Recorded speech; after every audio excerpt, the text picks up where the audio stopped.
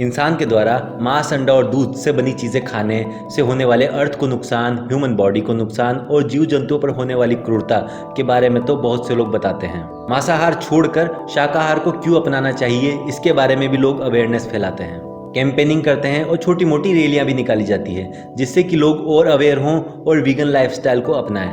ये सब चीज़ें इंपॉर्टेंट है और वीगन बनने के लिए सबसे पहले अवेयर होना ज़रूरी है। लेकिन जो लोग ये बात समझ चुके हैं कि हमारे गलत चुनाव की वजह से जानवरों पर कितनी ज़्यादा हिंसा हो रही है, पृथ्वी को कितना ज़्यादा नुकसान हो रहा है, वो लोग जो सब कुछ समझने के बाद वीगन बनना तो चाहते हैं लेकिन कंफ्यूज्ड हैं कि जो फूड वो सालों से खा रहे हैं और जिसे उन्होंने हमेशा न्यूट्रिशियस समझा और खाया, अगर वो सब खाना छोड़ देंगे तो ऐसा क्या खाएं जिससे कि उनकी बॉडी में न्यूट्रिशन की कमी ना हो। देखो, वीगन क्यों बने इसके बारे में तो आपको शायद बहुत सारे लोग बताएंगे, लेकिन वीगन कैसे बने इसके बारे में बहुत ही कम लोग खुलकर बात करते हैं। आम रूप से शाकाहारी भोजन करके तुम इस शरीर को जिंदा तो रख सकते हो, लेकिन बिना न्यूट्रिशन की बेसिक नॉलेज के तुम हेल्दी और फिट नहीं रह सकते, फिर चाहे तुम वीगन फूड खाते हो या नॉन वीगन। सबसे पहली बात तो ये समझ लो कि मांस, अंडा और दूध जो तुम शायद सालों से खाते आ रहे हो, उनमें इतने ज़्यादा न्यूट्रिशन भी नहीं होते जितना तुम्हें बताया गया है। और ऐसे नॉन वीगन फूड्स में कुछ चीज़ें ऐसी होती है जो तुम्हारे शरीर को नुकसान पहुंचाएगी ही। तो सबसे पहले ये बात जान लो कि अगर तुमने मांस, अंडा और दूध खाना छोड़ भी दिया तो भी तुम्हारी बॉडी को बहुत ज़्यादा फर्क नहीं पड़ेगा। दूसरी बात ये कि अगर तुम दूसरे जीव जंतुओं के लिए सेंसिटिव नहीं हो, और सिर्फ मार्केट में भी तो यही सब चल रहा है आजकल, या फिर अंग्रेज भी तो वीगन बन रहे हैं, अगर तुम ऐसी किसी वजह से वीगन बन रहे हो तो फिर तुम ईमानदारी से वीगन नहीं बन पाओगे और ज़्यादा लंबे टाइम तक वीगनिज्म को फॉलो भी नहीं कर पाओगे। अगर ऐसा है तो तुम्हें अभी वीगनिज्म के बारे में और जानने की ज़रूरत है। लेकिन अगर वाकई तुम दूसरे जीवों के लिए सेंसिटिव हो और वीगन बनना चाहते हो, सिर्फ तुम्हें गाइडेंस की ज़रूरत है, तो तुम बिल्कुल सही वीडियो देख रहे हो।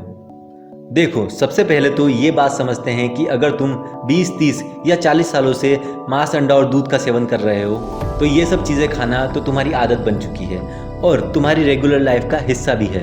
और ये सब चीज़ें एक साथ एक दिन में तो नहीं छोड़ी जा सकती, क्योंकि हमारे माइंड को बड़े चेंजेस पसंद नहीं हैं। अगर आप एकदम कुछ बड़ा चेंज करोगे तो आपका माइंड एक साथ आपको ये सब नहीं करने देगा।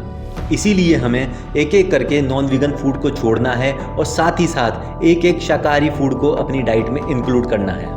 देखो, बहुत ही कम लोग ऐसे होते हैं जो इतने ज़्यादा दृढ़ संकल्पित होते हैं कि एक ही दिन में वीगन बन जाते हैं और रातों रात खुद को बदल देते हैं, लेकिन ज़्यादातर लोग ऐसे नहीं होते। आम आदमी अगर धीरे धीरे स्टेप बाय स्टेप चीज़ों को करेगा तो ही सक्सेसफुल हो पाएगा। मैं खुद भी ऐसा ही हूँ, मुझे खुद को भी काफ़ी टाइम लगा है वीगन लाइफस्टाइल को अपनाने में। ये चीज़ ऐसी है कि एक दिन या एक हफ्ते में नहीं बदली जा सकती। अच्छे और बड़े काम में टाइम ज़्यादा ही लगता है। तो इस चिंता या रिग्रेट में मत रहना कि तुम पूरी तरह से वीगन नहीं बन पा रहे।